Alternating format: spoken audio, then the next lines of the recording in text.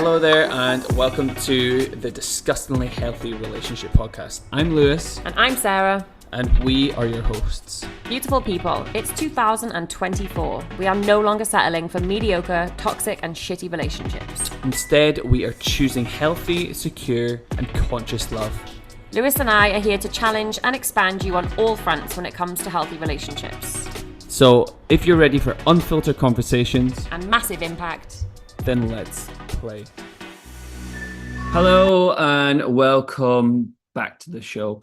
So you are joined by Lewis and Sarah. Today's topic. Welcome to episode 3. Episode 3. I know. We made it. We did 3 things.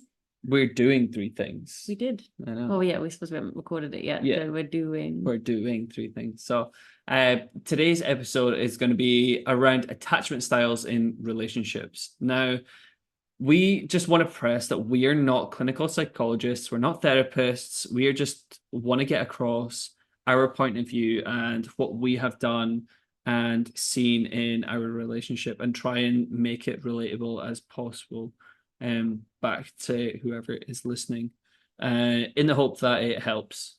Yeah. It can be quite a heavy loaded topic, can't it? Like attachment styles and what that means and like, well, we know from research that your attachment style is developed in your early years between 0 to 2.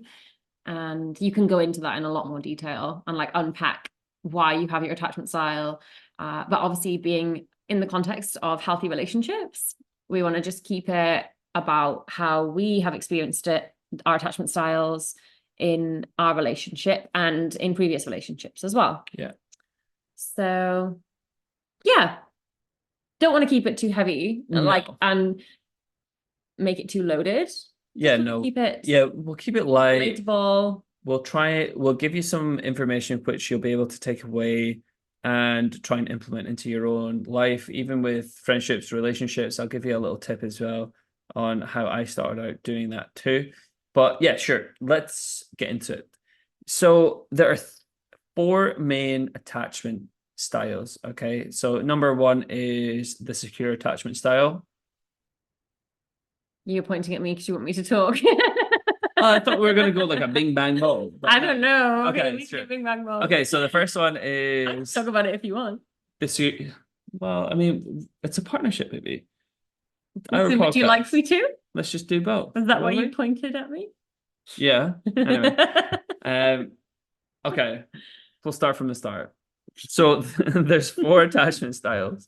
The secure attachment, the anxious attachment style, you've got the avoidant, which is like dismissive, and then you've got the disorganized, which is like a fearful avoidant. Now, let's start with secure. Yeah, okay, let's start with secure. We'll give you a bit of a rundown of what secure is. So a secure attachment style is pretty much someone who has done a bit of the work, is hyper self-aware of who they are and how they show up. They're able to validate not only themselves but their partners in any given situation. They're generally a really safe space to go to, and you're able to let down your walls around them. You got anything else to add to that? Yeah, they're comfortable with who they are and what they want, and they're not afraid to show that. And to be a secure person, or more so like a secure partner, is the goal, really. Yeah. People that are, like, research shows, and this is heavily research based, but like people that are secure in relationships are more likely to be happier in their relationship. So obviously that's naturally why that is the goal, is to be more of a secure partner. Sometimes it is because you've done the work. I put in quotation marks. Yeah. Sometimes it is just because of how you were raised and how your parents sort of supported you to have high self-esteem and met your emotional cues, etc. But we won't go into that in too much detail. But sometimes I guess it's just accidents of birth that you're a more secure person than others. So yeah, that's the goal essentially. And like, that's what we have been working towards as individuals and in our relationship, is towards being secure. Yeah. Then there are 3 insecure attachment styles, as Lewis said. So do you want to talk about anxious? Yeah, you'll probably have more to say on that, because that's how like we can relate to it. Yeah, I think so. I think with the anxious attachment style, I think you've got to recognize that typically anxious attachment styles tend to lean in quite heavy into any given relationship and they feel quite abandoned whenever their needs aren't met, and they're very hypersensitive to rejection and abandonment. So getting clear on that side of things too is a good way to start to identify if you are anxiously attached. I'm just trying to relate it back to what we Well, started we can go into it in like and explain more about how we've experienced it, I guess. Should we just summarize? Yeah, sure. So I think when I'll give you an example. So whenever I was dating a previous partner, I would, excuse me, I would lean in quite heavy, because I had maybe not abandonment issues, but I had a deep need of being worthy, and my self-worth just wasn't um where it could have been. And I think I needed that love from someone else. So I leaned in really heavily. What does that mean for someone that doesn't, like, I know what that means, but for someone that doesn't know what leaning in a relationship means, what might that look like for someone?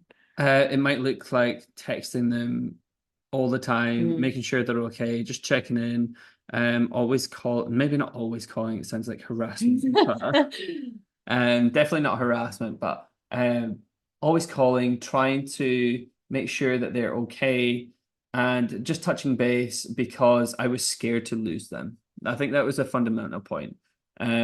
Because my self-worth was quite low, and I always put my previous partners on a pedestal, um, and then viewed them as that going through this attachment style. That then made me lean in. So I was super scared to lose them. So I would do anything I could. And I thought the right thing to do was to message and try to talk to them all the time. But it turns out that just really pushed them away. And again, with that attachment style with my previous partner, I think they were exhibiting an avoidant behavior. But yeah, that's what I have experienced through an anxious attachment style. Trying to think if there's anything else to add. Like, essentially, your attachment styles are how you love, or how you are loved, or how you perceive love. Yeah.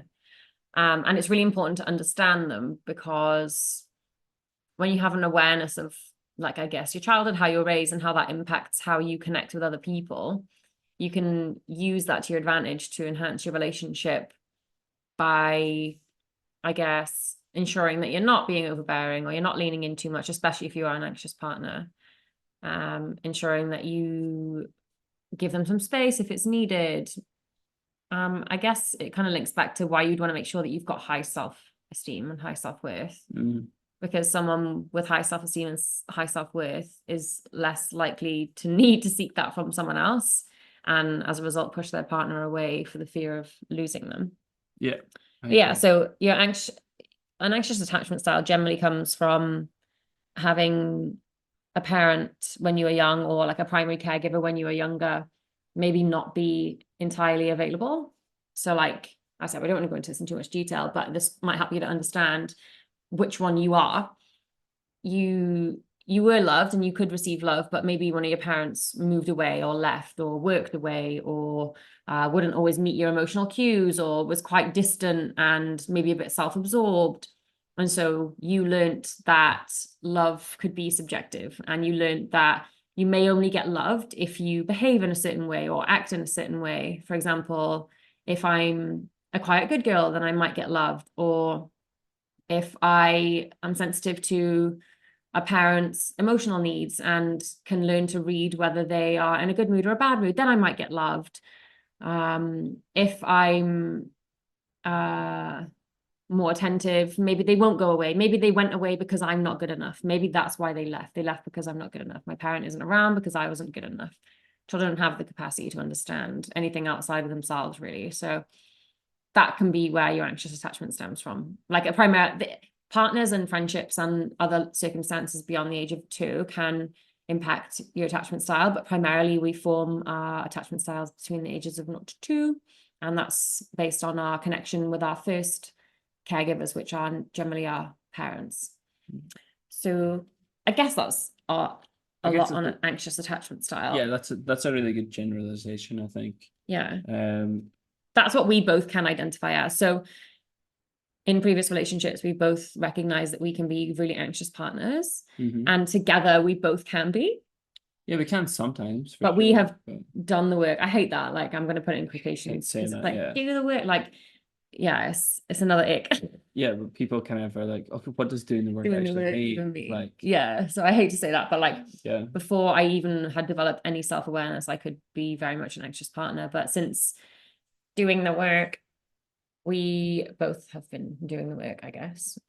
We are more secure now. For sure. I think at the start of our relationship, I was a lot more of secure space than you were. I feel Do you think? Yeah, I think so. Oh, I thought it was the opposite. That's funny. You really think? Yeah. Maybe. I'm not saying I'm right. I think so. Well, because you avoided me for like, oh, yeah, okay. 2 years essentially. And then all of a sudden, he's not my friend. Oh, maybe he is. I love him. Maybe I love him. No, I was just thinking about how, like, if there was like a few times where you would say, oh, like, you're quiet, are we okay? I'm just checking that we're okay. Or I remember you saying to me, like, I'm sorry if I am a bit much and I'm leaning in. I just sometimes have anxious traits. And I didn't even think that at the time, but I thought that was great communication from you anyway. Yeah. But I just remember those kind of comments. But you think that I was more avoidant. Is that what you're saying at the beginning? I think you're maybe more avoidant, or I definitely was. I think you're maybe a more avoidant at the better start. That's not my attachment style, though. I think I was just... You're exhibiting the behavior. Yeah. Because you're blinded by this magnificent man in front of me. I mean, would you not, right? Would you not? Wow. We need to talk about what avoidant is, so people actually know what the hell we're on about. Exactly. So this is a good lead on to avoidant dismissive. So quite typically these guys have had like a negative, like, emotional start with their parents, leading back to childhood. Yeah, potentially quite neglectful. Yeah. And they kind of learned to be quite self-sufficient and independent because they learned from an early age that their needs were probably not going to get met. And so they learned to fear trusting someone else, because when they've done that in the past, it hasn't worked out for them. And they've been let down. And that obviously is what is in our hardwiring, is to fear rejection and abandonment. So for them, they have learned that the only way to not get abandoned is to do it themselves, essentially. So that's what's known as an avoidant person. How that plays out then into adulthood, do you want to talk about it? I think in adulthood, it sort of makes a lot of the CEOs and stuff like that, who run really multifaceted companies, and I think they exhibit avoidant behavior because they generally, anyway, have been super hyper focused on independency and, creating something for themselves, doing it on their own. And I think that's come from a place of neglect in childhood, because they're always trying to strive for more, and they're always trying to prove something to not only themselves but to other people, to prove their worth. Yeah. And I think relating it back to relationships, what typically happens with avoidant people, whenever, say for example, an anxious attachment style and a avoidant attachment style get together, you'll see the anxious attachment style leaning in, like we've spoken about, texting and being quite forward with their thinking, their thoughts, their feelings. You'll quite typically see the avoidant then pulling back and pulling back and pulling back, because it feels so unfamiliar for them to feel that sort of love or behavior from someone else. They tend to just run from it. They run from it because they think that they're doing the right thing by preserving themselves, instead of letting someone else in, because to their life. Yeah, they've learned that from when they were younger. Yeah, so when they were younger, if they depended on someone else, they got let down and rejected. So it's just playing out the same kind of pattern in their adulthood. If I let you in and close, you might reject me and hurt me, like what happened when I was young. Therefore, I'm just going to keep you at a distance, keep you at an arm's length. You'll probably know, like you'll have dated someone and you'll be able to tell they're keeping you at arm's length. They're not really letting you in. And you can tell that it's coming from a place of fear. I remember reading this statistic before actually, and I'm not even going to quote the number because I'm probably just going to pull out my ass, but Yeah. it was something along the lines of like 80% of people on dating apps are avoidant. And that doesn't mean that they're bad people, but it's just a way of an avoidant person keeping people at arm's length, because they can tell you what they want to tell you on a dating app. They don't have to commit to a date if they don't want to. They can commit to a date and then ghost you and carry on the cycle again with someone else from the dating app. Yeah. So it's quite a high number of people on dating apps that are avoidant people, because that's a way that they get to, as I said, keep their mask up and keep people at arm's length, but still get to like dabble in the experience of, you know, considering a connection with someone, because they do actually want to be connected to someone. Underneath both the attachment styles, even though avoidance, it may seem like they're avoiding the connection, and anxious people are leaning into the connection. Underneath both of those attachment styles, the anxious and the avoidant, is a fear of rejection. The anxious is leaning in to gain your closeness because they don't want you to leave. And the avoidant is leaving because they're scared that if they get close, you'll leave. So underneath it, really, we're both equally, I say we because we're more anxious and other people are for sure more avoidant, but underneath it all is just like a desperate need for connection, but an absolute like pit, like in your pit of your tummy, fear of rejection and abandonment. So I think it's quite easy to look at avoidant people as the bad guys. And I know that they do get quite a bad rap, especially on social media as well. I'm always seeing things about how these avoidant men or these avoidant people, you know, there's a lot of quite like there's a lot of shaming around it. Yeah. But underneath that, it's just a person that is so freaking scared of being close to someone and being rejected that they are choosing to protect themselves. That's all it is. It's a coping mechanism that they've devised from a very early age to keep themselves safe. So I think if we can look at it with a little bit more compassion and less judgment, it allows us to, I guess, just see them for the person that they are and not for their coping mechanism. That coping mechanism is what's kept them feeling safe. Yeah. And that's all we're hardwired to do, really, isn't it? Is to keep ourselves alive and safe. Exactly. That's all we ever want to do. Yeah. Just be alive and safe. I think so. Yeah. Yeah. So there's secure and then the 3 insecure attachment styles. Yeah. So we've talked about anxious. We've talked about avoidant. Is there anything more to say on avoidant attachment styles? You'll well, no, because we're leading into the second the avoidant. disorganized. Yeah, but I'm just trying to think, is there anything more that on the avoidance side of things? They pull away, fear closeness, avoid difficult conversations, difficult, like it's really hard for them to sit in their emotions or have an emotional conversation, talk about feelings, generally speaking, you know, that's really difficult for someone that has an avoidant attachment style. Fear closeness. So as Lewis explained, there's the anxious avoidant trap is what it's called, where the anxious will lean in and the avoidant will pull away, meaning the anxious person leans in more, meaning the avoidant pulls away even more. And it just becomes this vicious cycle of like leaning in and pulling away when no one's really winning, no one's getting their needs met. And it's extremely painful. I've been in that trap in a previous relationship and it really hurts.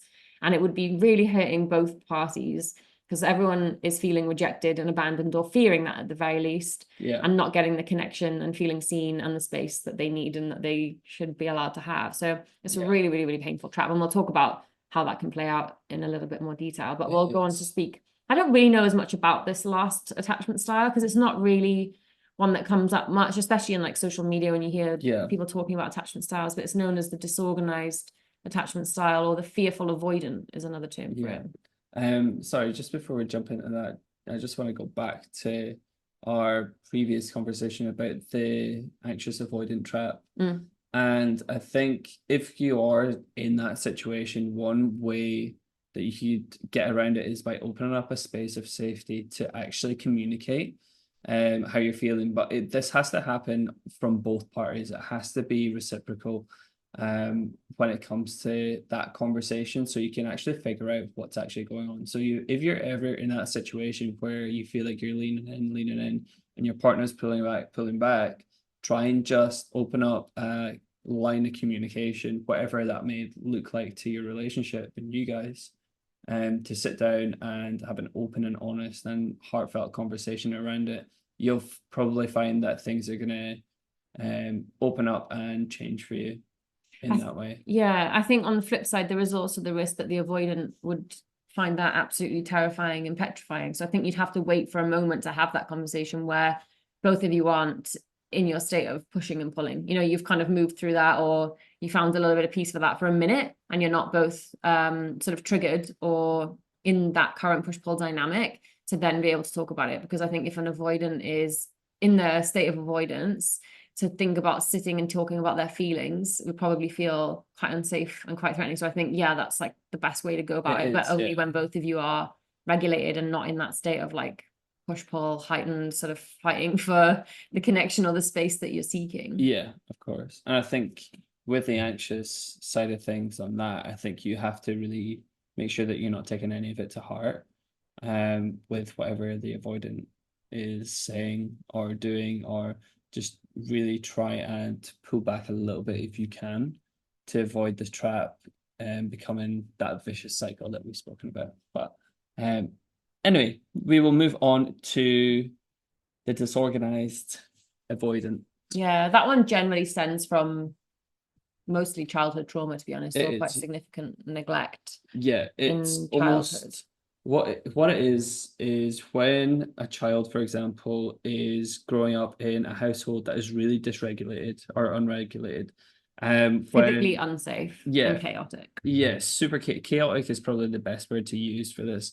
In terms of maybe one parent is, say, for example, an alcoholic, and they sober up for a couple of days, show you all the love, and then within the next couple of days they start regressing and get back onto the alcohol, and that is a vicious cycle that the child is growing up in. Now that's very chaotic, and there's different I think coming from, what am I trying to say? I think, yeah, it's a very chaotic environment to grow up in, and to try and have the polarity from nice and not from a primary caregiver does lead to a disorganized avoidant trait, which means the neglect side of things, they feel neglected pretty much all of the time. Yeah, it generally is like a chaotic, abusive kind of household that people would have grown up in, where it actually feels unsafe and scary. So it causes that's why it's called disorganized, because as an adult, how that plays out is that you really, really, really want the closeness, but you're absolutely petrified of it because it's come as a threat to you. So there's very hot and cold behavior. I think this would be generally perceived as quite narcissistic behavior. And my understanding is that people that are quite abusive in relationships have been found to be like the disorganized attachment style, essentially. Yes. So it's a tricky one. I don't know, like, it's not something that we are entirely across, because we haven't come across that in relationships ourselves. We don't identify with ourselves. It's not one of the more commonly talked about attachment styles, but it is one of the three insecure attachment styles. Yeah. So we actually wanted to go on to talk. Did you have anything else? No, not at all. Sorry, I just said yeah for no reason. Yeah. Yeah. Chichi baby. Chichi's snuggled in next to us. Sleepy girl. So yeah, we wanted to talk about, I guess, like how it's played out in previous relationships for us and in our relationship, and yeah, just give a little bit of like our experiences on how attachment styles have actually molded us. I know. I think looking back to my childhood, we were actually doing that the other day. I haven't had like a significant moment in my childhood that sticks out for me that would then warrant a specific attachment style. So it was really difficult for me to then pick up like what attachment style I actually was. And what I've then been led to believe, or the evidence has showed me, is that I can be quite easily led in relationships and partnerships. Now, that stems from a constant people-pleasing tendency that I know I've got, but which then leads into an anxious attachment style. Now, in one of my previous relationships, my partner was also an anxious attachment style, but also quite manipulative, and it was very guilt driven. So any decision that was made, it was made out of, for me, it was made out of fear for making the other person unhappy or sad, or I would compromise myself so much for them. And I think that comes from an anxious attachment style. Now, how that played out well, not very well, obviously. So that I'm so grateful that didn't work out. Sorry, but I'm just glad. that dysregulated my nervous system for, I don't know, about 6 years I was single for. You met the love of your life. Until I met the love of my life. Who is she? I don't know. What's Oh. her name? I'm joking. So yeah, that's how it sort of played out in my life. And leading into that 6 year period, where like post relationship, I went away and really tried to study what actually went wrong. And even now, or maybe not now, sorry, up until we started our relationship. You're backpedaling here. What Yeah, are you about sorry. to say? Oh my God. What have you just dropped yourself in? No, I've dropped myself in. Up until now, I was still in love with it. Whoa! Whoa. Oh my God, I love her. I'm joking. Up until now, up until the start of our relationship, I had a tendency of letting women wrap their fingers around me. No, wrap you around their finger. Wrap me around their fingers. I got you. Yeah, thanks. Wait, what was it again? I'll wrap my fingers around you. Sarah. I don't know if that's a naughty thing or like you're gonna hit me. Just wants to hug you. Oh. Oh, right. What? Yeah, so they would wrap their fingers around me. Is that the quote? Yeah. And I would literally do anything for them. So I don't know, whatever they said, I would just go and do without Oh, I hesitation. want that. And you've got that I'm joking. once a month. Oh yeah. Once a month. Anyway, so yeah, that's sort of what that stemmed from. And then after that, I've really worked hard on making myself the most secure partner. And by doing that, I say all I did, but what I did was really just focus on myself and my own happiness. And I managed to build myself up to such the person I am today and then look where that's led me into the love of my life. Because I wouldn't have been able to be in a happy, secure relationship if I hadn't have gone through that. Yeah. So that's how it sort of played out in my... I was just thinking about that relationship. You're saying that you were both anxious. Yeah. Or had the tendency to be anxious, and an anxious person can come across as quite controlling and jealous. That's another quality of an anxious person if they haven't healed their pattern. Yeah. And I'm just noticing that you're mentioning you were both anxious. However, her anxiousness and sort of manipulation and controllingness actually ended up leading to you becoming a bit more avoidant. You mentioned earlier before we started recording that you were pulling away then because you were needing space from her kind of control and her manipulation. Yeah. So it's interesting how an anxious person you can change attachment style essentially within a relationship. You can lean more towards another style that isn't your usual kind of go-to, depending on who you're with. And I was relating to that, but I don't want to change the subject. You're still talking about yours. No, I'm done. Thanks. I'm trying not to butt in and change the subject because that's something that I'm working on. I've lost my train of thought. Okay, so let's talk about your attachment style. Okay, so talk to us about how a previous relationship played out and how you dealt with the attachment styles, not only of yourself but of your previous partner, or one of the previous. I think what's important to note is that no one's really to blame. So it's not like, well, you know the expression, what came first, the chicken or the egg? The egg. No, baby. Sorry. There's no rules. Oh, oops. Well, there's no conclusion to that theory. God, the dog's breath stinks. Sarah. I'm sorry. Leave her alone. Look at her. She just yawned and it stinks. So yeah, there's no one to blame. It's not like the avoidant person leaned away and therefore the anxious person leaned in and it's the avoidant person's fault for pulling away. Like, it's hard to determine who started it first, really, and it's not a competition. You both have to fess up and admit that you have played a role in the dynamic within your relationship if you are in an anxious avoidant relationship like I have been previously. So at the time, in a previous relationship, I was very much the anxious partner that would kind of lean in, seek closeness.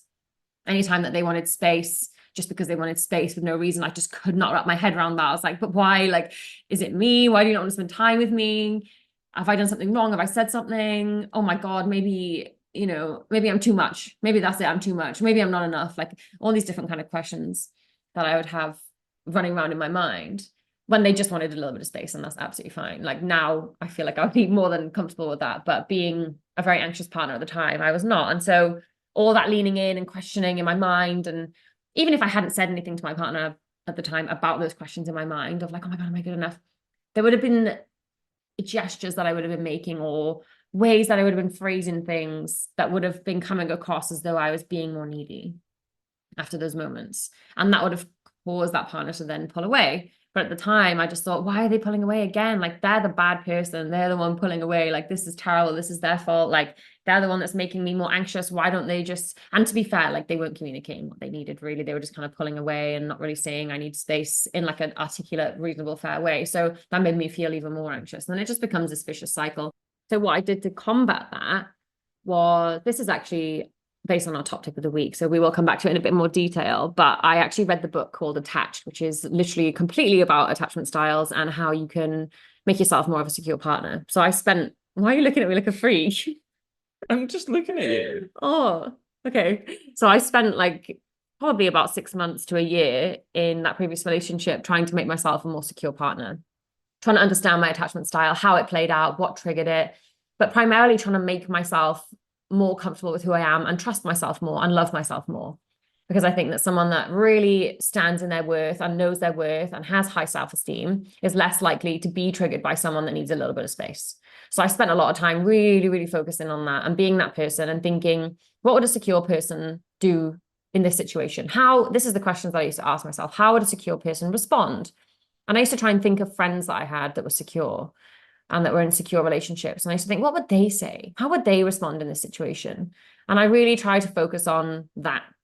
And I thought, right, if I can make myself more of a secure partner, hopefully that will then in turn lead to my partner at the time being more secure as well, because I'll be leaning in less and be perceived as less needy, and therefore they will feel the need to pull away less.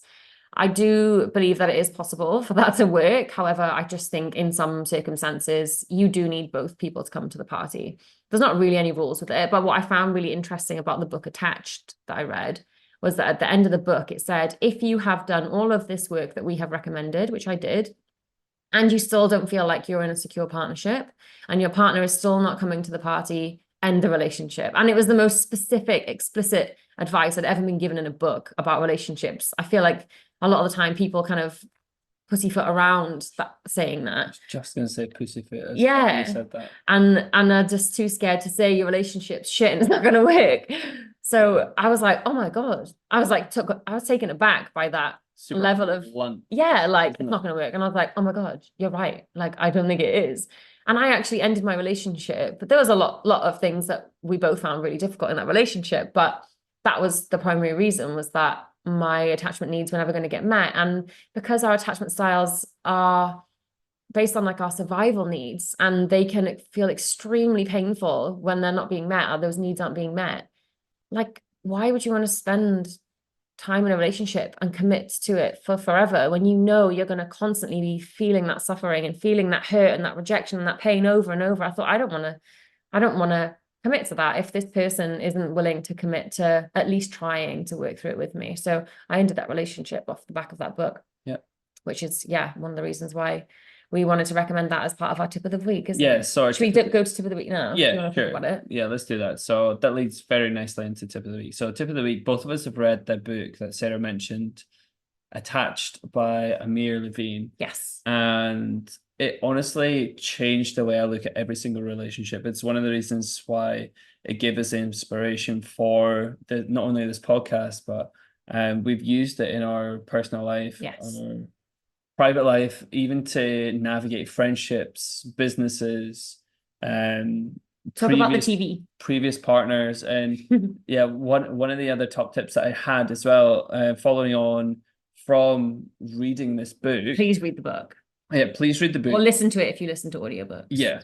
And then what to do is go around like famous TV shows that you watch all the time. So say, for example, I took Friends. So even last night, we were talking about what attachment style everybody from Friends exhibited. And we pulled Ross out, and he's a clear anxious attachment style.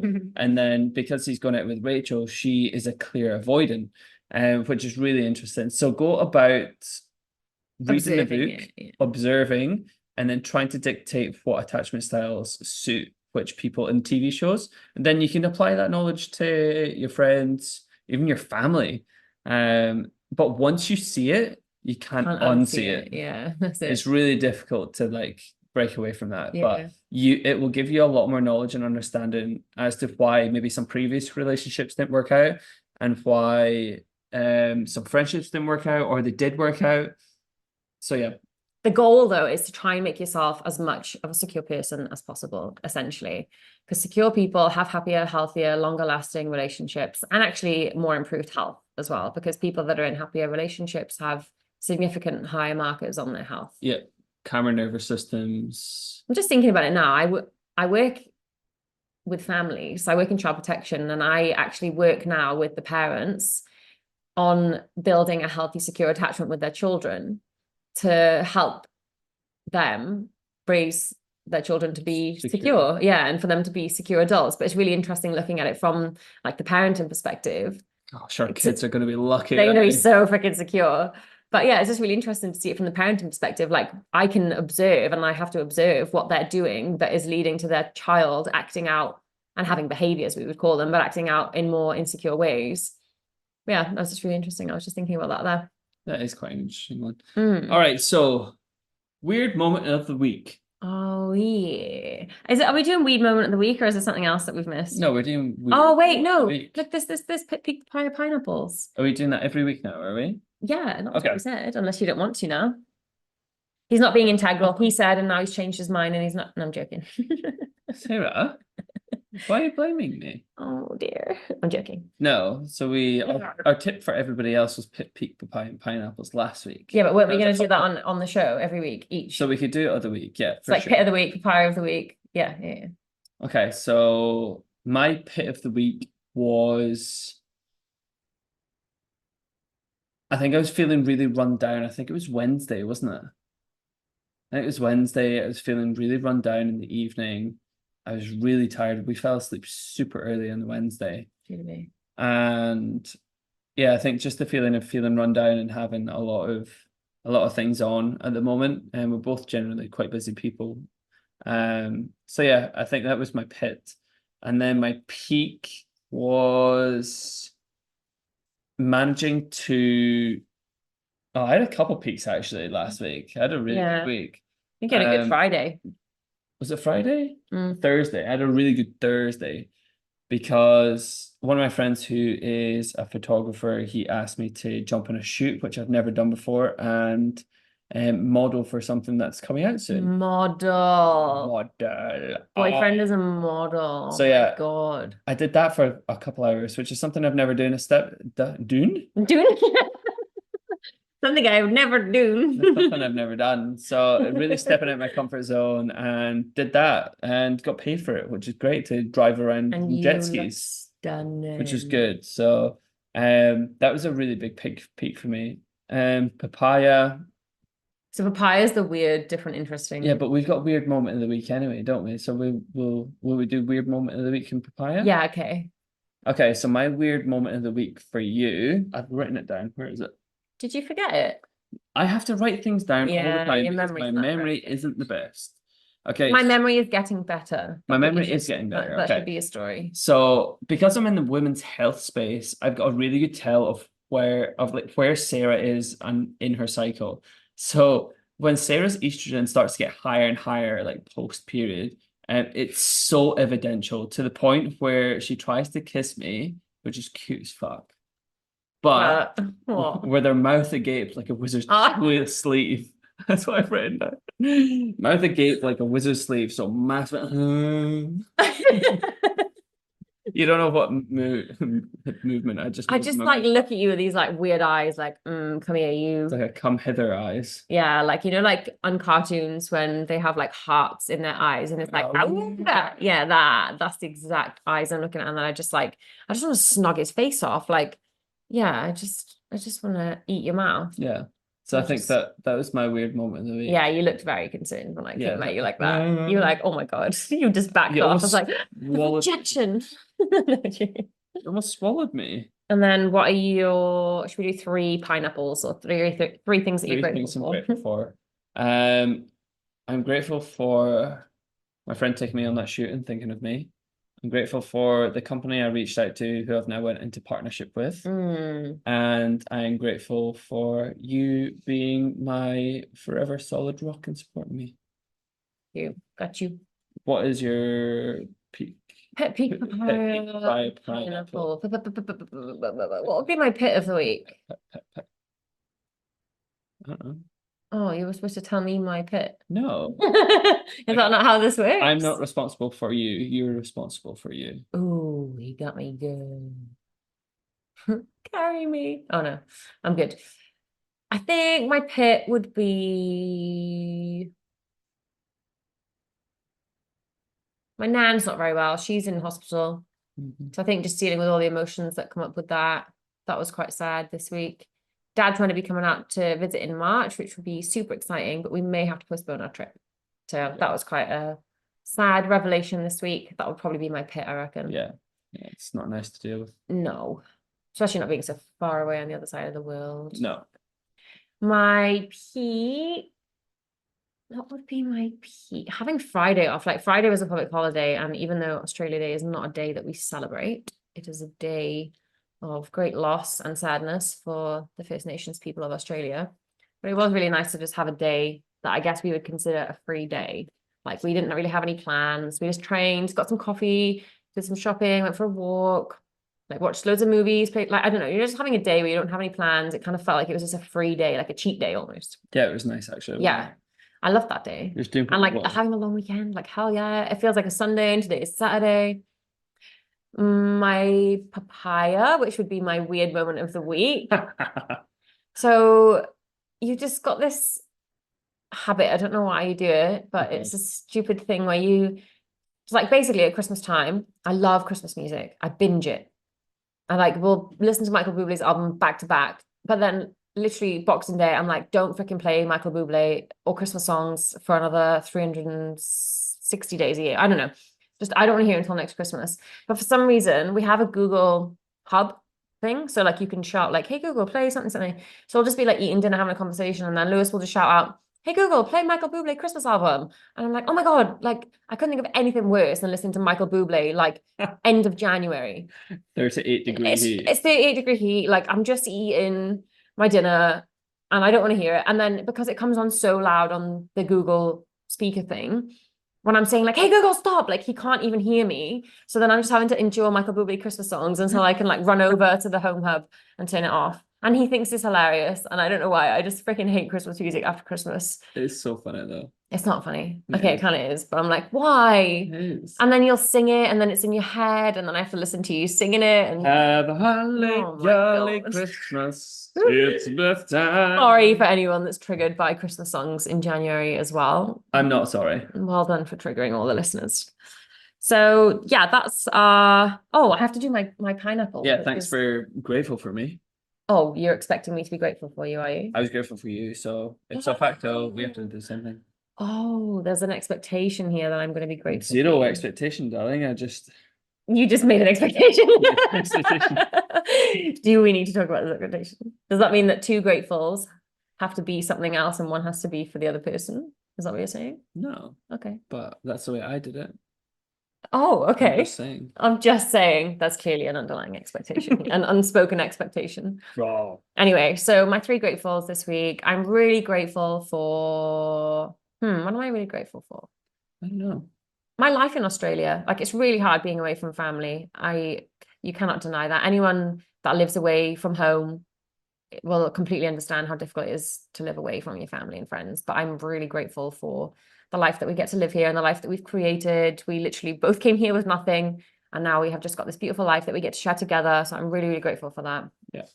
I'm also really grateful for technology because that allows us to stay connected. It means we can record this podcast, we can like FaceTime friends and family, we can like use our online banking, we can use our calculator on our phone, take photos and take videos and create memories and like access help online or information or listen to music. Like it's just technology is actually such a great thing, and I think it's got such a bad rap But if it's used in the right way, I think it can really enhance our lives, and I'm actually really grateful for it. So Cool. And the third thing, I have to say, my boyfriend, because he was like literally twisting my arm when we were talking and whispering into my ear in a really toxic way, like, you better stay in your house. So the Disney thing that I'm taking.